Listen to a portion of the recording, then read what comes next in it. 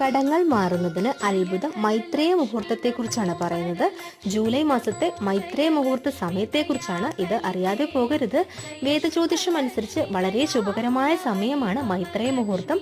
ഗ്രഹങ്ങളുടെ പ്രത്യേക സംയോജനം മൂലം ഈ സമയത്ത് കടങ്ങൾ തിരിച്ചടയ്ക്കുന്നതിന് വളരെ അനുകൂലമാണ്. ഈ സമയത്ത് വായ്പയുടെ ഒരു ചെറിയ ഭാഗം പോലും അടച്ചു തീർത്താൽ ശേഷിക്കുന്ന കടബാധ്യത എത്രയും വേഗം മാറിക്കിട്ടുന്നതാണ്.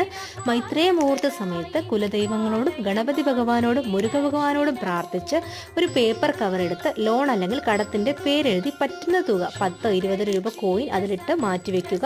തുടർച്ചയായി എല്ലാ മാസവും ഇങ്ങനെ ചെയ്യുന്ന വഴി തടസ്സങ്ങളെല്ലാം മാറി കടങ്ങൾ മാറിക്കിട്ടുന്നതാണ്.